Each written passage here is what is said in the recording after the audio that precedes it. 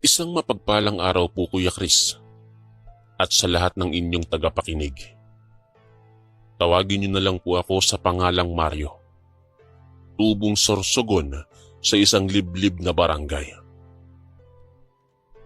Sa lugar naming napapaligiran ng masukal na kagubatan, malawak na palayan at matarik na bangin na tila walang hanggan. Sanay na kami sa katahimikan at dilim ng gabi. Lumaki ako sa simpleng pamumuhay, kung saan ang tanging libangan ng mga kalalakihan sa amin ay ang pagtitipon-tipon sa maliit na kubo sa tabing ilog upang mag-inuman. Bata pa lamang ako ay nahilig na ako sa alak. Nung unay simpleng tagayan lang kasama ang mga kaibigan. Ngunit habang tumatagal, naging bahagi na ito ng aking araw-araw.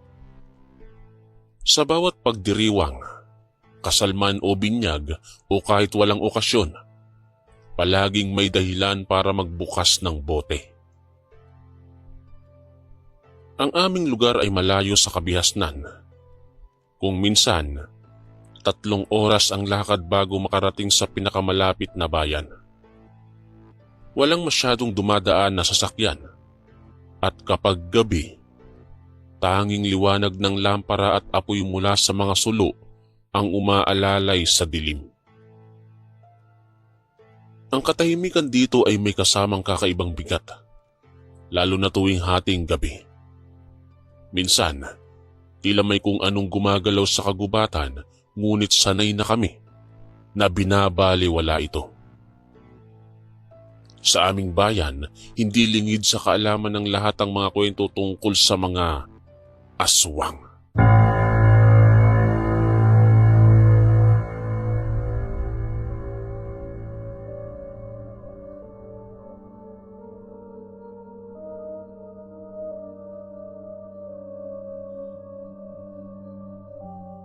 May mga matatandang nagsasabing ang bundok sa gawing silangan ay tirahan ng mga nilalang na kumakain ng laman ng tao. Ngunit gaya ng nakararami, pinapadaan ko lang sa tawa ang mga ganoong kwento, lalo na kapag may alak na. Noong gabing yun, buwan ng Disyembre, malamig ang simoy ng hangin at kumakaway ang mga dahon ng niyog sa ilalim ng mapusyaw na liwanag ng buwan. Galing ako noon sa palengke sa bayan upang magbenta ng isda.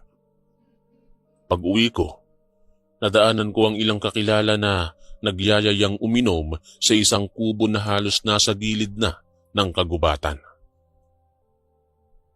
Kilala ko ang halos karamihan sa kanila at may iilan ding bagong muka na hindi ko pa nakikita. Ang ganitong tagpo ay hindi bago sa akin. Basta may alak, siguradong nandun ako. Hindi ko na iniisip kung saan galing ang mga hindi pamilyar na muka. Ang mahalaga sa akin ay makiinom at makipagsabayan hanggang madaling araw. Habang tumatagal ang tagayan, ramdam kong lumalalim na ang gabi. Ang liwanag ng buwan ay tila tinatakpan ng makapal na ulap at ang paligid ay unti-unting nilalamon ng kadiliman. Malamig ang simoy ng hangin, ngunit may kakaibang lamig na gumagapang sa balat ko. Sa gitna ng tawanan at kantahan, napansin kong may ilang kasamahan na tila kakaiba ang kilos.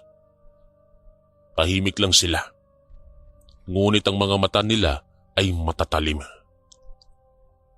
Parang may tinatagong galit o gutom.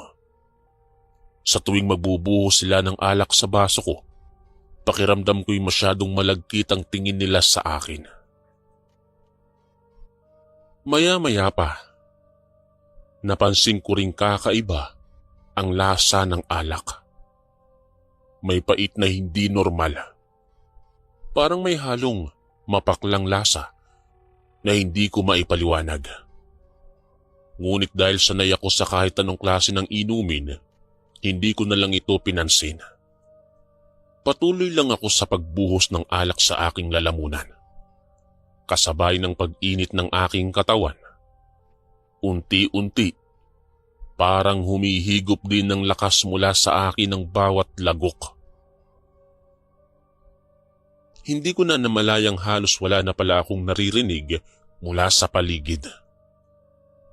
Ang mga ingay ng tawanan at kantahan ay unti-unting napalitan ng malalim na katahimikan. Ang tanging naririnig ko na lang ay ang malalalim na hininga ng mga taong kasama ko. Sa sulok ng aking mata, nakita kong may isa sa kanila na nakangisi ng malapad. At sa liwanag ng gasera, napansin kong matutulis at mahahaba ang kanyang mga ngipin.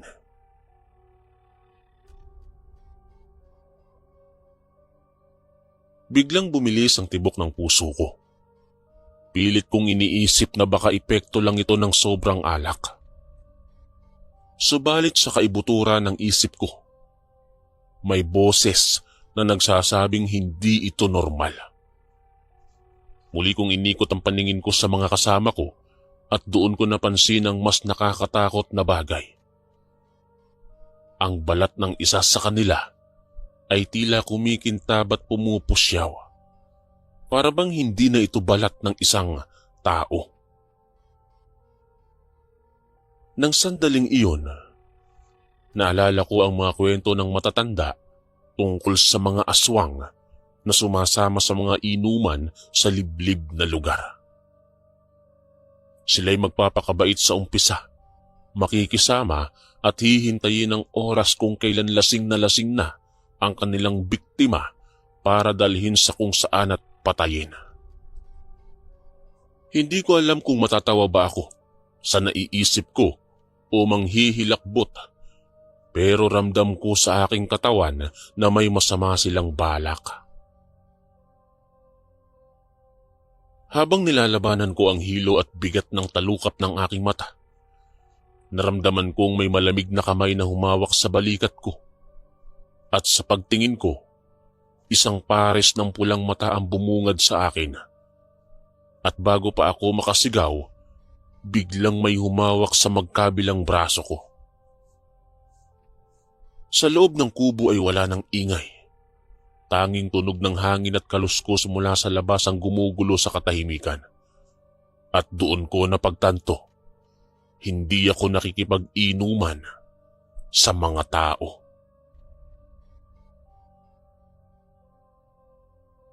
Hindi ko alam kung anong oras na nun. Lasing ako, pero malinaw pa rin sa isip ko ang mga nangyayari.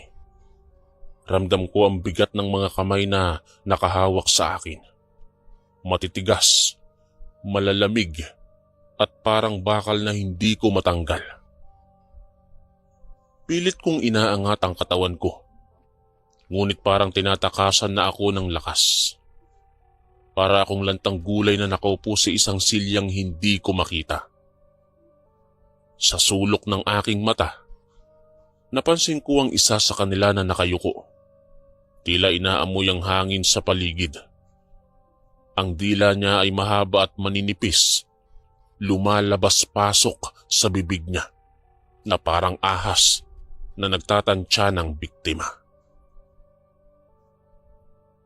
Habang nakatingin ako, napansin kong unti-unti silang nag-iiba ng anyo. Ang balat ng isa ay nagiging kulay abo at sa ilalim ng kanyang mga mata ay may malalim na hukay na parang walang tulog sa mahabang panahon.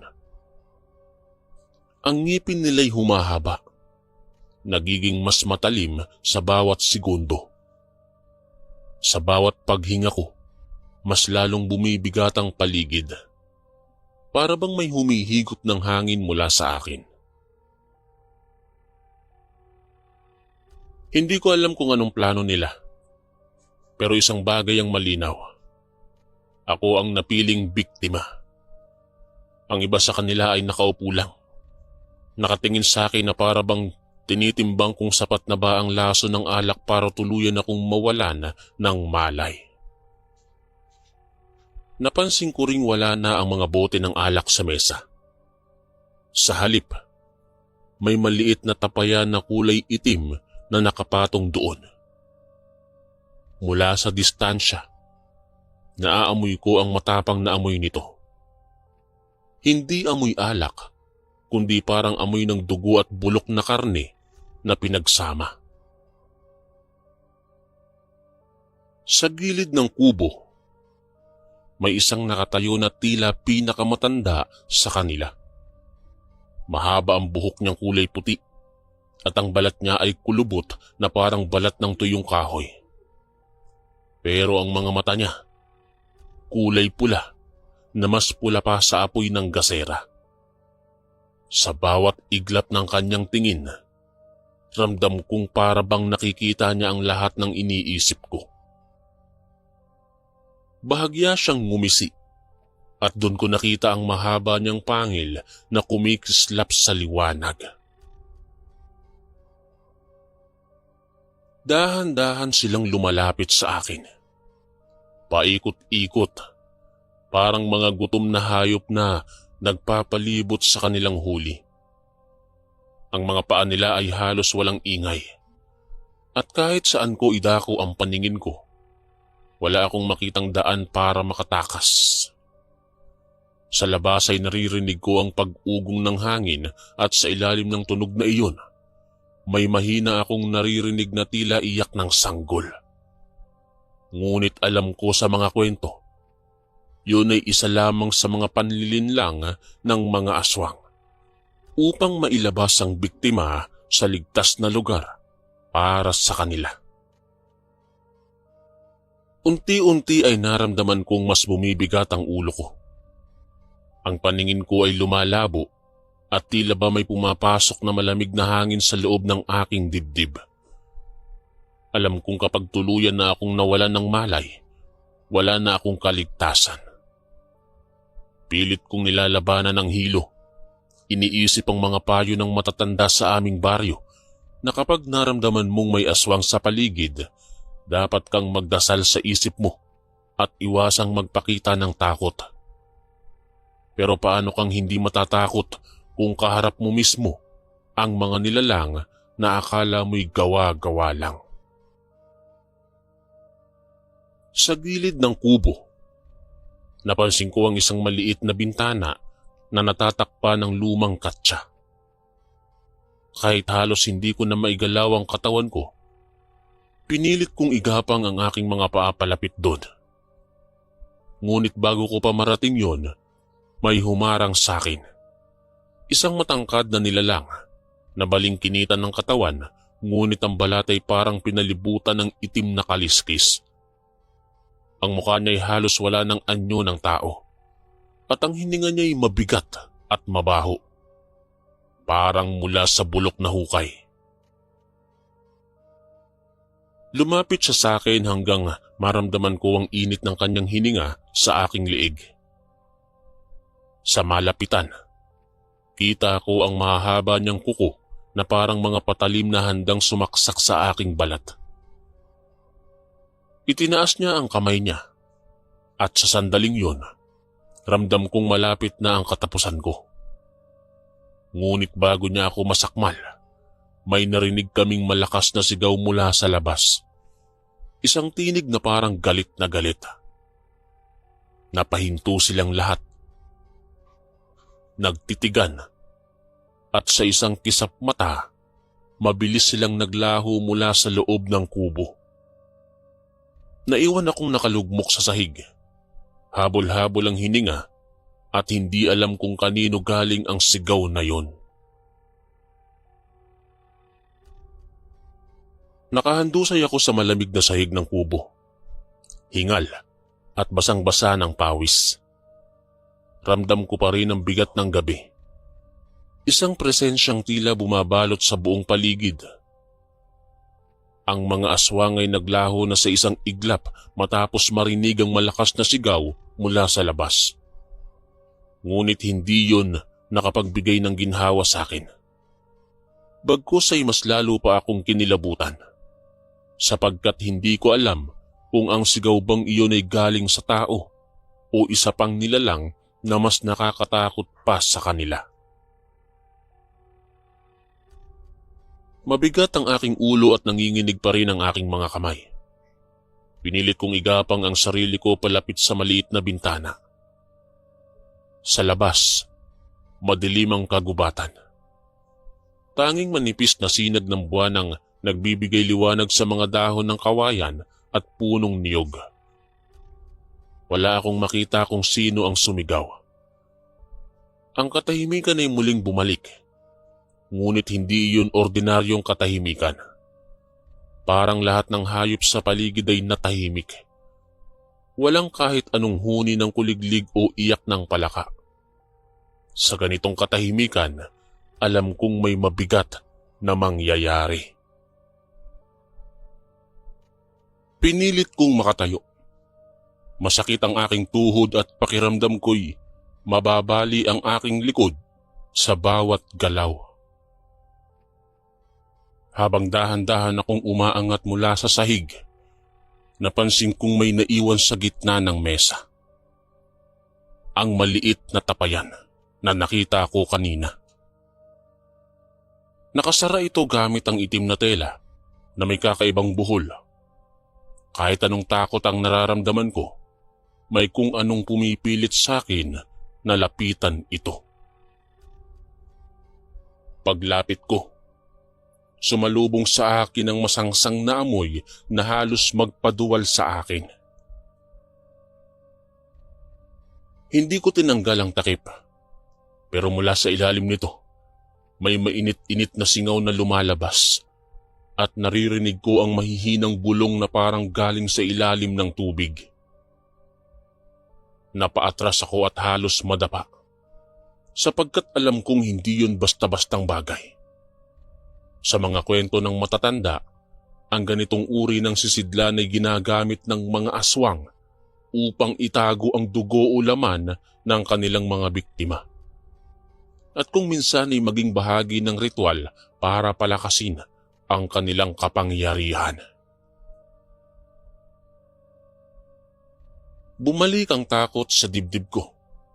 Kung hindi ako makakaalis dito, baka bumalik sila para tapusin ang kanilang sinimulan. Tumalikod ako at tinungo ang pintuan. Subalit napahinto ako nang maramdaman kong parang may malamig na hininga sa batok ko.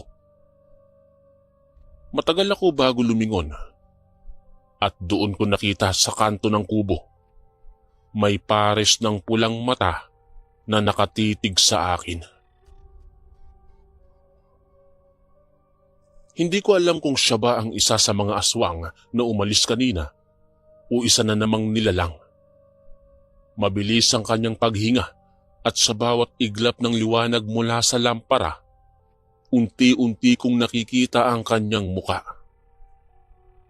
Balot ito ng anino, ngunit ang hugis ng kanyang bibig ay masyadong mahaba. Puno ng matutulis na ngipin. Hindi siya gumagalaw, ngunit ang mga mata niya'y naglalagablab na parang apoy sa dilim. Bumilis ang tibok ng puso ko. Alam kong kailangan kong kumilos. Ngunit para akong naipit sa lugar. Maya-maya pa, biglang may malakas na kaluskus mula sa labas. Parang maraming paa ang mabilis na tumatakbo sa damuhan. Ang mga mata sa kanto ay biglang naglaho. At mula sa kawalan, narinig ko ang malalakas na yapak papalayo sa kubo.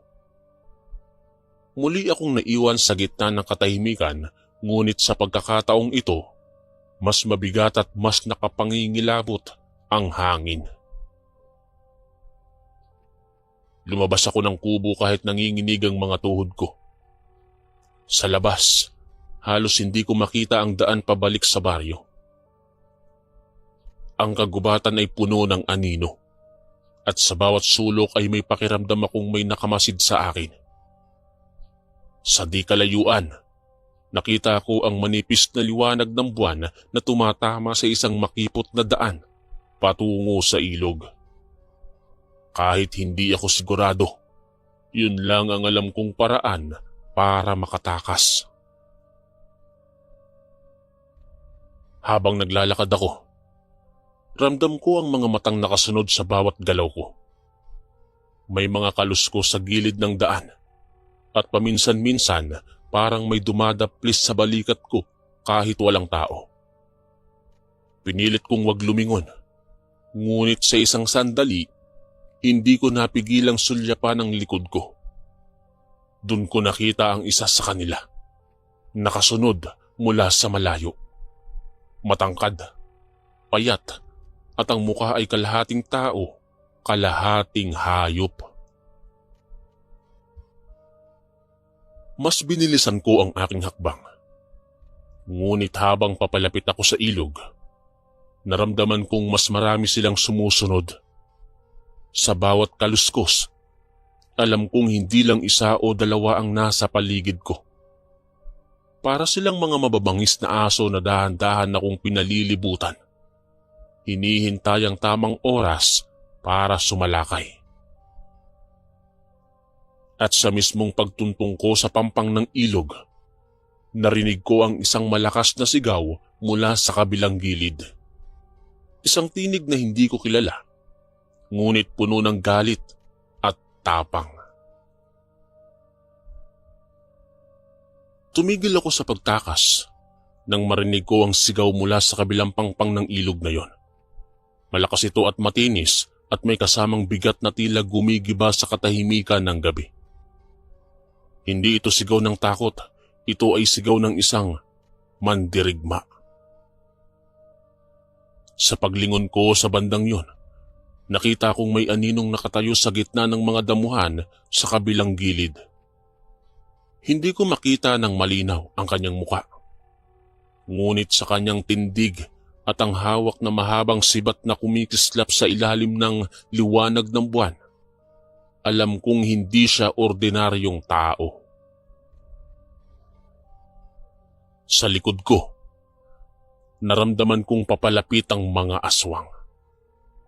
Ang mga yapak nila ay mabilis at mabibigat, at ang bawat hinga nila ay parang halinghing ng gutom na hayop. Naririnig ko ang pagaspas sa kanilang mga katawan habang tumatalon mula sa isang puno papunta sa isa pa.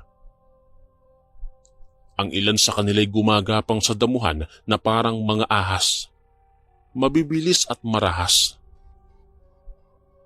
Maya-maya pa, muli kong narinig ang sigaw mula sa kabilang pampang. Pero sa pagkakataong ito, may kasamang tunog ng isang bagay na tumama sa tubig. Isang sibatang bumagsak sa lupa. Ilang talampakan sa likuran ko. Halos tumama sa isa sa mga aswang. Napaatras ang nilalang. Gumamit ng mabilis na galaw para makalayo. Ngunit hindi tuluyang nawala. Parang mga aninong nag-aabang lang sa dilim. Nagsasayaw sa mga sulok ng kagubatan. Alam kong kailangan kong makatawid sa ilog kung gusto kong mabuhay. Ngunit ang ilog ay malalim at malamig ang tubig. At sa dilim ng gabi, parang walang hanggan ang agos nito. Gayunpaman, wala na akong ibang pagpipilian. Sumampa ako sa pampang at dahan-dahang bumaba sa tubig. Ang unang paglusong ko ay nagbigay ng matinding lamig sa buong katawan ko. Halos magparalisa sa akin. Ngunit mas pinili ko ang lamig kaysa sa mga kamay at pangil ng mga aswang na papalapit na sa likuran ko. Habang tinatawid ko ang ilog, naririnig ko ang mabibilis na yapak sa pampang. May isa sa kanila ang tumalon at lumusong sa tubig, malapit sa akin. Sa gilid ng aking mata, nakita ko ang maitim na katawan na lumalangoy patungo rin sa akin. Ang kanyang mga matay pula at ang bibigay nakanganga, puno ng matutulis na ngipin. Sa sobrang takot, halos hindi na ako makahinga. Ngunit patuloy kong hinahampas ang tubig. Tinutulak ang sarili ko papalapit sa kabilang gilid. Pagdating ko sa kalagitnaan ng ilog, biglang may bumagsak mula sa itaas. Isang lambat na may matutulis na kawit ang tumama sa nilalang na sumusunod sa akin. Napasigaw ito ng isang nakabibinging huni. Gumugulong sa tubig habang pilit na kumakawala. Mabilis akong sinagip ng malakas na braso mula sa kabilang pampang. Isang matipunong lalaki ang humilas sa akin. At bago ko pa man makita ng malinaw ang kanyang muka, tinakpan niya ako ng makapal na kumot at hinila palayo mula sa tubig. Habang tumatakbo kami papasok sa kagubatan, naririnig ko ang ingay ng mga aswang sa kabilang pampang. Galit at patuloy na naghahalughog. Ang iba sa kanila'y sumisigaw ng matinis. Samantalang may ilan na parang humuhuni ng mababang boses. Isang tunog na nagdudulot ng kakaibang bigat sa dibdib ko. Ngunit kahit anong lakas ng sigaw nila, hindi na sila tumawid sa ilog. Makalipas ang ilang minuto ng mabilis na pagtakbo, nakarating kami sa isang lumang kubo na may pader na gawa sa pinagpatong-patong na kawayan at bubong na puno ng dahon ng nipa. Sa loob, may matapang na amoy ng mga tuyong dahon at halamang gamot.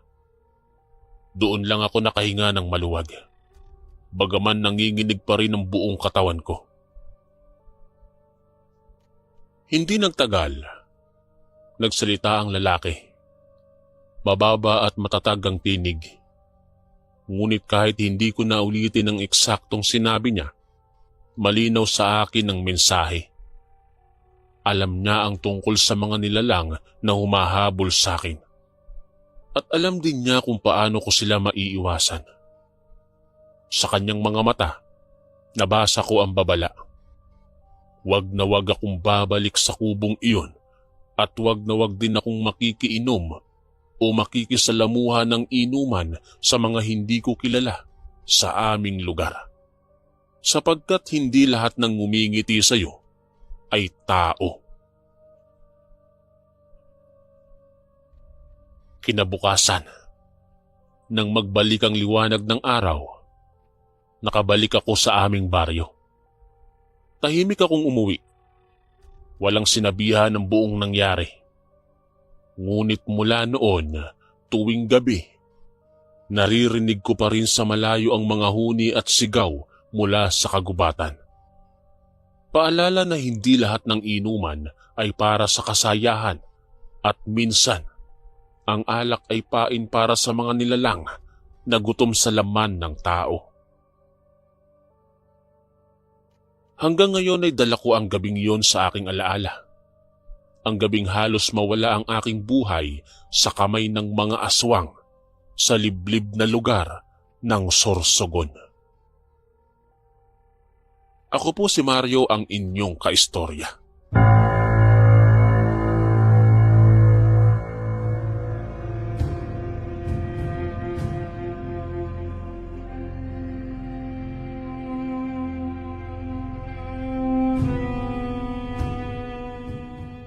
Magandang umaga po sa lahat ng taga-subaybay sa channel na ito.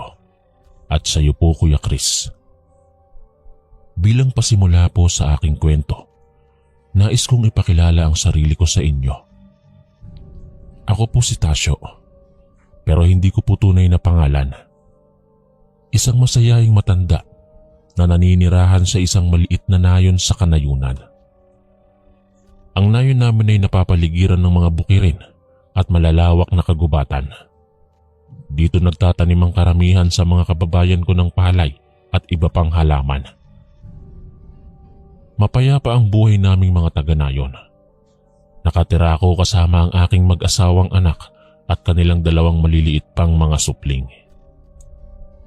Magkakalapit lang ang aming mga bahay na yari sa kawayan at nipa. Simpleng pamumuhay lamang ang aming tinagisnan, ngunit masaya kaming namumuhay dito.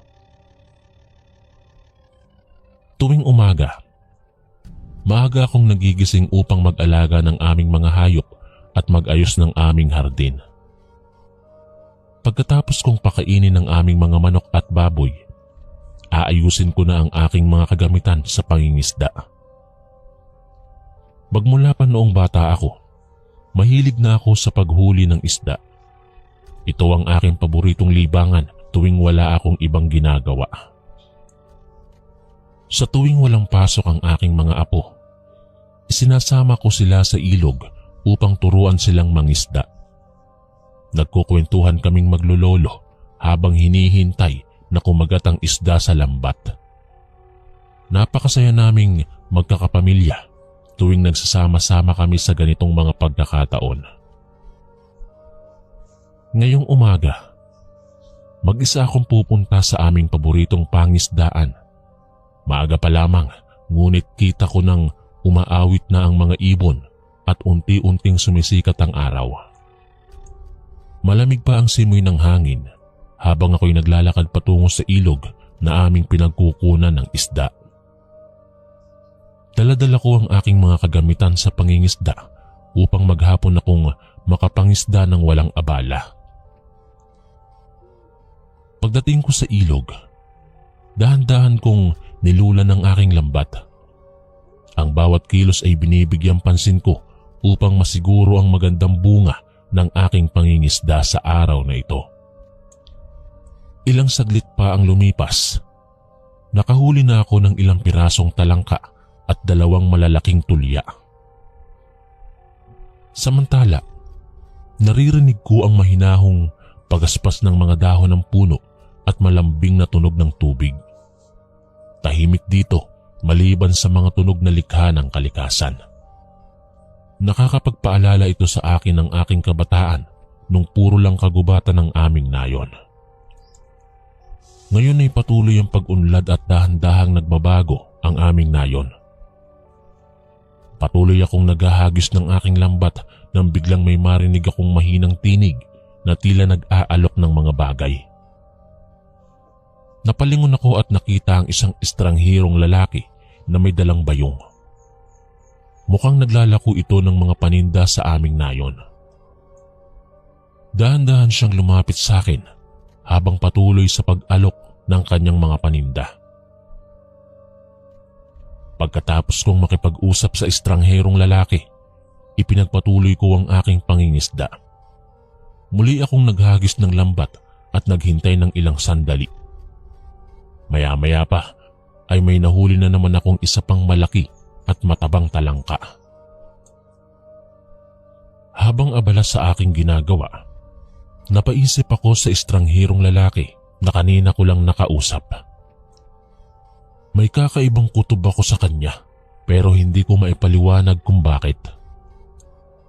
Ngunit agad ko ring itinaboy ang nasabing pag-iisip dahil baka hindi naman tunay na may masamang binabalak ang lalaki.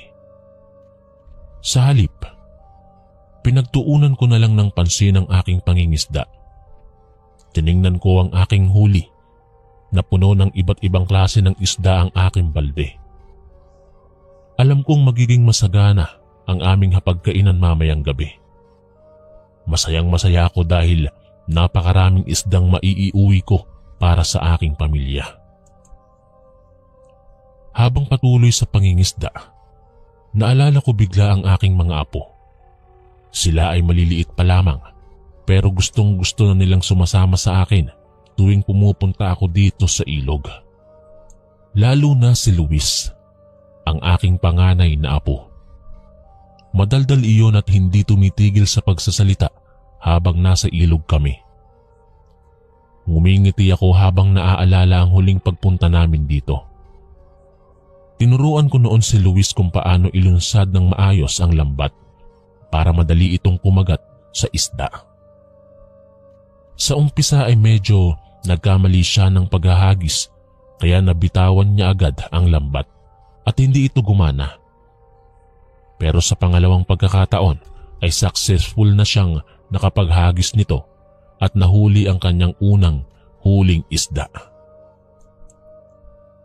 Napakasaya ng bata nang makita niyang nakahuli siya ng isa. Tuwang-tuwa siyang ipinakita sa akin ang kanyang huli. Sa mga sandaling iyon, para kaming dalawang masayahing bata na naglalaro sa ilog.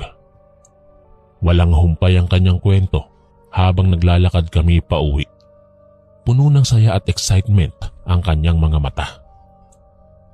Napangiti ulit ako habang naaalala iyon. Talagang masaya ang buhay pagkasama ang pamilya.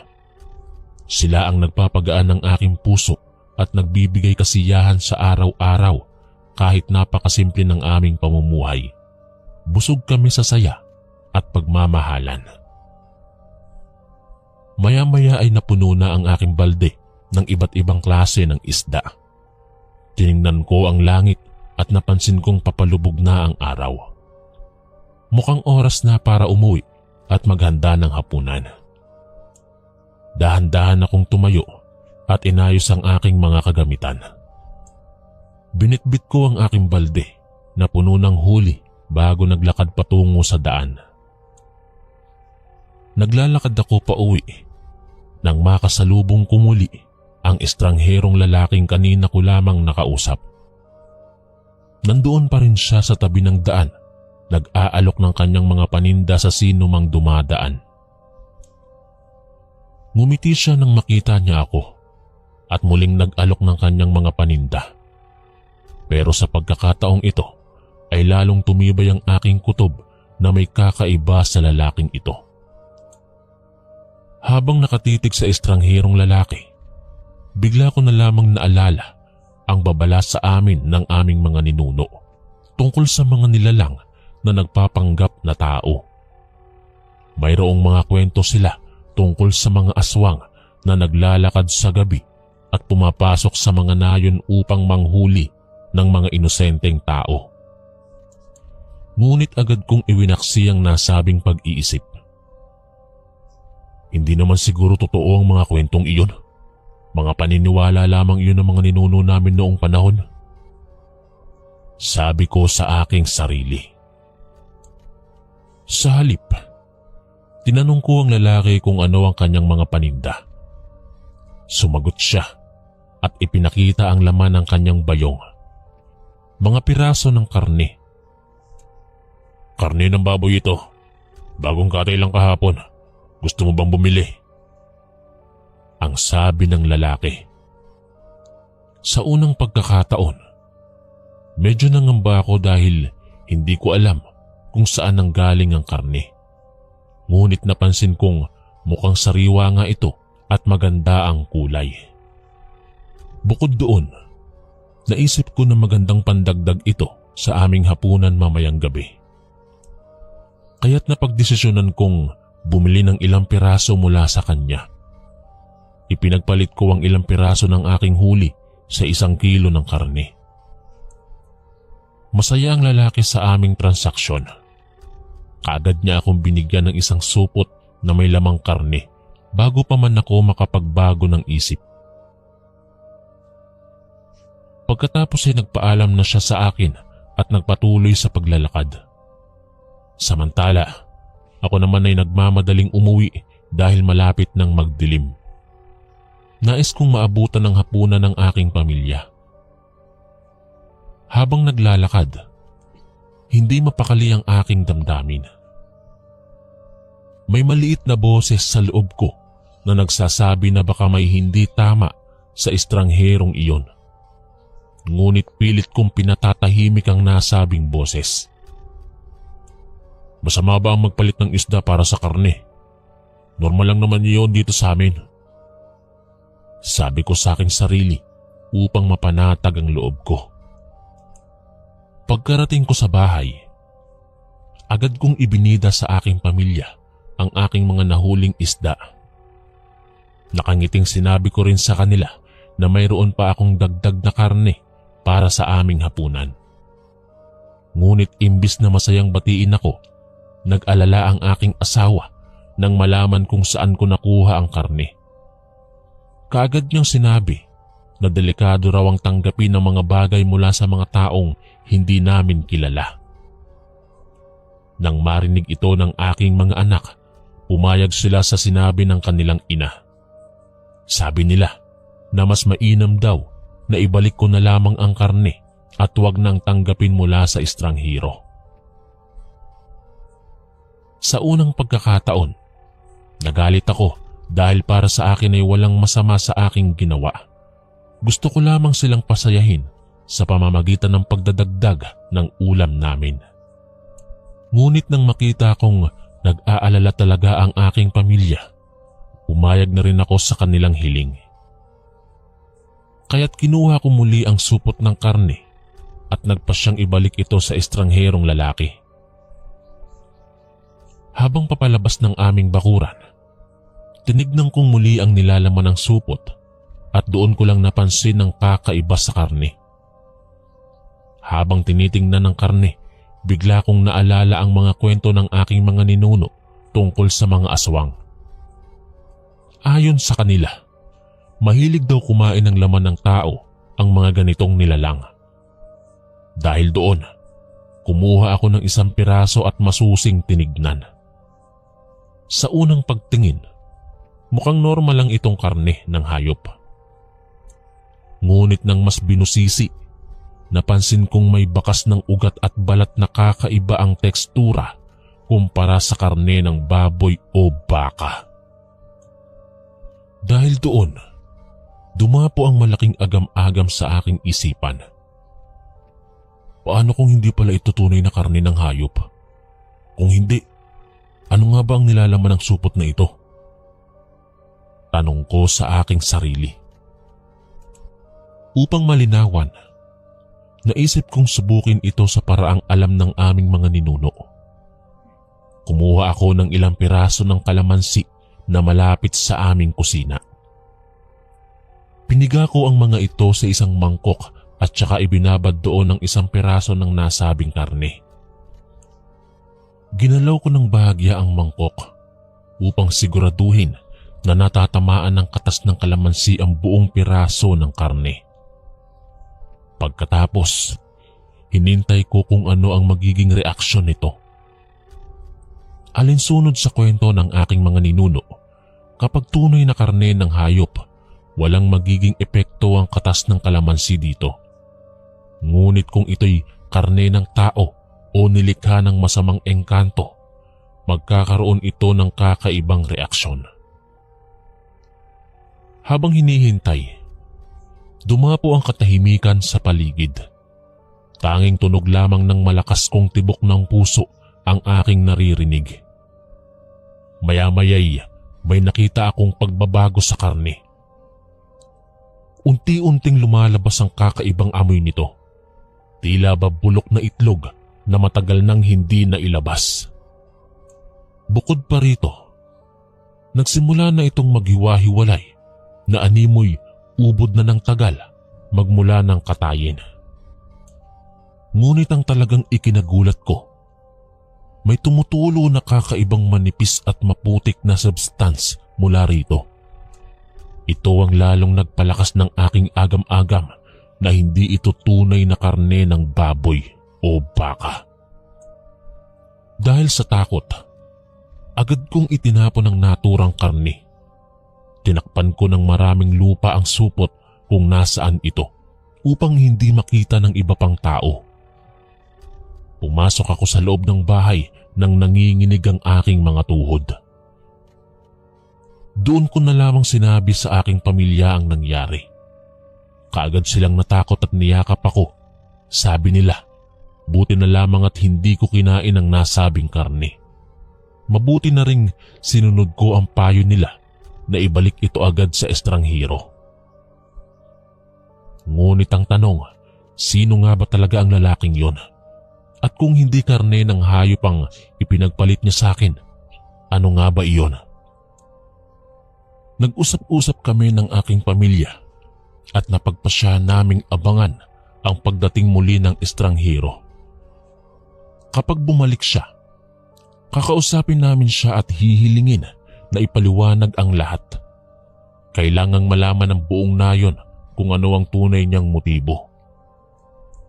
Kaya't habang hinihintay ang takip silim, naghanda kami ng mga patalim at iba pang sandata. Mananatiling nag-iingat sa tuwing may dadaan sa aming bakuran. Handa kaming harapin ang anumang uri ng panganib na maaaring dala ng gabi. Pinag-usapan naming mabuti ng aking pamilya kung paano namin haharapin ang estrangherong lalaki sakaling bumalik siya. Ayon sa plano, ako ang unang lalapit sa kanya at tatanungin kung ano ang motibo niya sa pagbebenta ng kakaibang karne. Habang naghihintay, naramdaman ko ang matinding kaba at pangamba. Hindi ko alam kung ano ang magiging reaksyon ng lalaki kapag hiniling namin sa kanya na ipaliwanag ang lahat. Pero alam ko sa aking sarili na kailangan naming gawin ito upang protektahan ang nayon namin. Dahan-dahang lumulubog ang araw at dumarating na ang gabi. Lahat kami ay nakaantabay na nag-aabang sa anumang kakaibang tunog o galaw. Biglang nagising ang aming mga aso at nagsimulang umungol. Kaagad kaming napalingon sa pintuan. Inaasahan na darating na ang hinahanting na nilalang. Ngunit pagkalipas ng ilang sandali, bigla namang tumahimik ang mga aso. Muling bumalot ang katahimikan sa paligid. Maya-maya pa'y nakarinig kami ng malakas na kaluskos na parang may dumadaang malaking ibon sa bubong ng aming bahay. Dahil doon, lumabas ang aking mga anak upang sulyapan kung ano yon. Pagkalipas ng sandali, bumalik sila na nanginginig ang mga tuhod. Sabi nila, nakita raw nilang may isang malaking anino na dumapos sa bubong. Pero bigla ring napawi nang sila'y makalabas. Dahil dito, lalong tumibay ang aming hinala na bumalik nga ang estranghirong nilalang. Sigurado kaming siya yun dahil walang iba pang hayop na kayang umakyat at dumapos sa bubong ng aming bahay. Upang patunayan ito, umakyat ako at ang aking panganay na anak sa bubong. Gamit ang aming mga sulo, sinuri namin ang bawat sulok nito. At sa isang madilim na bahagi, nakita namin ang bakas ng malaking paa na waring naiwan lamang kanina. Ito na ang huling katibayan na kailangan namin. Bumaba kami at ikinuwento sa aking asawa at iba pang mga anak ang aming nakita. Ngayon ay tiyak na kaming lahat. Bumalik nga ng gabi ang estranghero upang guluhin kami. Subalit sa halip na katakutan, nasindak o ikabahala, nagningas ang galit sa aming mga puso. Paano ba naman namin matiis na may nilalang na gustong manakit sa amin at sa buong nayon? Kaya naman naghanda kami ng mga sandata, mga itak, krus at mga matatalim na kahoy. Sinubukan din namin na paikutan ng mga matitibay na lubid ang aming bakuran bilang depensa kung sakaling bumalik siya. Pagkatapos, naghintay ulit kami sa loob habang nag-iingat. Naririnig namin ang malakas na tibok ng aming mga puso habang hinihintay ang anumang yabag o tunog na nagmumula sa labas. Handang-handa kaming protektahan ng isa't isa laban sa anumang uri ng panganib. Sa paglipas ng gabi, tila humihina na ang aming matinding sigla at pangahas dahil sa pagod. Isang magandang pagkakataon ito para sa estrangherong nilalang na guluhin kami. Alam namin ito, kaya patuloy ang aming pagbabantay. Napagdesisyonan naming magpalit-palitan kaming magbantay sa labas habang natutulog ang iba. Ganito ang sistemang aming ginawa buong magdamag. Nang sumapit ang hating gabi, ako ang naka-assign na magbantay. Masinsinan kong binabantayan ang paligid habang hawak ang aking lampara at talim. Maya-maya pa, biglang may narinig akong ingay na nagmula sa may puno ng niyog sa labas ng aming bakuran. Dahil doon, dahan-dahan akong lumapit dito habang bitbit ang aking sandata. Nang makalapit, nakita kong gumagalaw ang dahon ng puno na animoy may pumapasok sa loob nito. Hinawakan ko ng mahigpit ang aking kutsilyo habang unti-unti kong nilalapitan ng puno. Maya-maya'y bumulusok mula roon ang isang malaking itim na nilalang na mabilis na tumakbo palayo. Napasigaw ako sa gulat at agad na ginising ang aking pamilya upang ipaalam ang nangyari. Muling naghanda ang aking mga anak ng kanilang mga sandata. Lahat kami ay lumabas upang hanapin kung saan nagtungo ang nilalang. Ngunit sa kabila ng aming masusing paghahanap, wala kaming nakitang bakas nito. Nang hindi namin ito mahanap, naisip naming baka nakapasok na ito sa loob ng aming bahay habang abala kami sa paghahanap sa labas. Kaya't dahan-dahan kaming pumasok at sinuri ang bawat sulok ng aming tahanan. Subalit wala kaming nakitang anumang senyales na pumasok ang nilalang. Lalong lumakas ang aming pangamba. Kung nasan man ito ngayon, malamang ay naghahanda na itong manakit o pumatay. Habang nag-uusap kami, biglang may malakas na kalabog na narinig mula sa bubong ng aming bahay. Lahat kami ay napatigil at nakatingin sa kisame, nag-aantabay sa anumang galaw. Maya-maya pa, may mahinang yabag na naririnig kami na para bang papalapit sa pintuan ng aming bahay. Kaagad kaming napatalikod at nanatiling tahimik at nag-aabang. Biglang bumukas ng marahan ang pinto. Ngunit imbis na masindak, lahat kami ay sumugod sa pintuan, handang atakihin ang anumang nilalang na papasok doon. Subalit wala kaming nakita roon, kundi ang malakas na hangin sa labas. Tila ba tinutokso lamang kami ng nilalang na nais lamang kaming takutin at guluhin. Ngunit hindi na namin ito patuloy pang titiisin. Kung inaakala nitong madadala niya kami sa takot, nagkakamali siya. Sa halip, lalong nag-alab ang apoy ng tapang sa loob namin. Handa na kaming harapin siya ng mata sa mata. Kailanman ay hindi kami titiklop o susuko. Patuloy naming iingatan ng isa't isa at ipaglalaban ang aming nayon hanggang sa huling hibla ng aming buhay. Maya-maya pa'y biglang lumitaw sa hindi kalayuan ang isang nakakatakot na nilalang. Lahat kami ay nakipagpambuno sa kanya. At pagkalipas ng ilang sandaling pakikipagharapan sa estrangherong nilalang, bigla itong tumakas at hindi na bumalik pa. Hindi namin alam kung ano ang naging dahilan nito, pero nagpapasalamat kami na natapos na ang aming pagsubok. Kinabukasan, dinaan namin ang araw sa paglilinis ng aming tahanan at pag-aayos ng mga bagay na nagkalat dahil sa naganap na kaguluhan kagabi. Habang abala sa aming mga gawain, napag-usapan namin kung ano ang dapat gawin tungkol sa nangyari.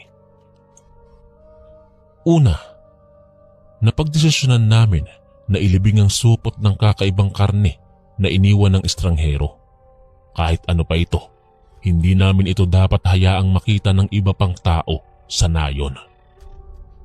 Ipinagdasal din namin para sa kaluluwa ng taong pinagkunan nito kung sino man siya. Pangalawa, napagkasunduan din namin na ipaalam sa buong nayon ng tungkol sa pangyayari upang maging mapagmatsyag sila. Ayaw na naming maulit ang nangyari sa iba pang walang muwang na tao. Kailangan din nilang matutong maging maingat sa mga estranghero. Pangatlo, at pinakamahalaga, natutunan namin na mas mabuting magkaisa at magtulungan bilang pamilya at bilang komunidad. Sa panahon ng panganib, kailangan natin ang isa't isa upang malampasan ang anumang pagsubok. Habang nag-uusap, pumasok ang aking mga apo, nakakauwi lang galing sa paaralan. Agad silang nakibahagi sa usapan tungkol sa naganap. Masaya kaming nakapagkwentuhan at nagtawanan habang pinag-uusapan ng lahat. Napagtanto ko na kahit anong uri ng pagsubok ang dumating, malalampasan namin iyon kapag magkakasama kami bilang pamilya. Sila ang nagbibigay lakas at inspirasyon sa akin tuwing nalulumbay ang aking damdamin. Sa ngayon ay patuloy ang aming payapa at masayang pamumuhay sa nayon. Tuwing umaga, sabay pa rin kami pumupunta sa ilog upang mangisda ng aking mga apo. Habang naghihintay na kumagat ang isda, nagkukwentuhan kami ng aking mga apo tungkol sa kanilang mga pangarap sa hinaharap. Nakikita ko sa kanilang mga mata ang pag-asa at determinasyon na magtagumpay. Batid ko sa aking puso na kahit ano pang pagsubok ang hamunin sa amin, malalampasan namin iyon dahil magkakasama kami. Patuloy kong aalalayan at sasamahan ang aking pamilya anuman ang mangyari. Paglipas ng ilang linggo, tuluyan ang bumalik ang dating tahimik at payapang pamumuhay namin sa nayon. Ngunit hindi namin makalimutan ang aral na aming natutunan mula sa nangyaring karanasan. Isang umaga, habang nag-uumagahan kami ng aking pamilya, nagkwento ako sa aking mga apo tungkol dito. Inilarawan ko sa kanila ang takot at pangamba na aming naramdaman nang harapin ang di kilalang nilalang. Ngunit sa kabila nito, mas pinahahalagahan namin ang pagkakaisa ng aming pamilya at komunidad na siyang nagbigay lakas sa labanan at anumang uri ng panganib. Ipinakita ko sa aking mga apo na sa panahon ng pagsubok, dapat tayong magkaisa at magmalasakit sa isa't isa. Pagkatapos, tinanong ko sila kung ano ang natutunan nila mula sa kwento. Sumagot ang aking panganay na apo, kahit gaano nakakatakot ang isang pagsubok, ay dapat harapin ng buong tapang at determinasyon. Dagdag pa ng aking bunsong apo, mas mainam daw na huwag magmadali sa pagpapasya, lalo na kapag kakaiba o hindi pamilyar ang isang sitwasyon. Mabuting maging maingat at magmatsyag palagi upang maiwasan ang anumang panganib. Napangiti ako sa kanilang mga sagot.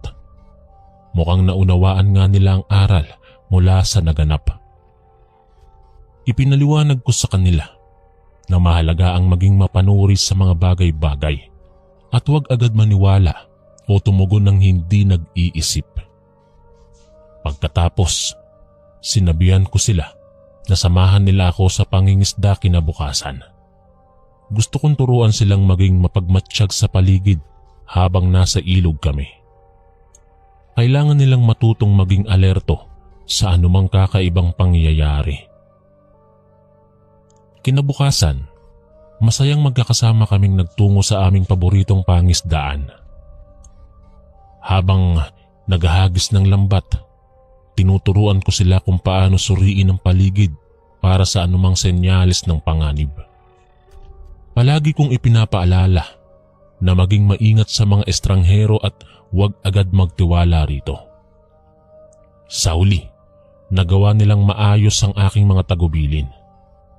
Nakita ko sa kanilang mga mata ang sigasig na protektahan ng isa't isa at ang buong nayon. Batid ko na handa na silang harapin ang anumang pagsubok sa hinaharap na may tapang at determinasyong katulad ng sa akin nung ako'y bata pa. Hanggang dito na lang po Kuya Chris ang aking kwento. Maraming salamat po sa pagbasa nito. Ako po si Tasyo, ang inyong kaistorya. Maraming salamat po mga kaistorya sa pakikinig. At kita-kits po ulit bukas para sa isa na namang nakakatakot na kwento. Ito po si Kuya Chris, ang inyong kaistorya. God bless po at ingat po lagi.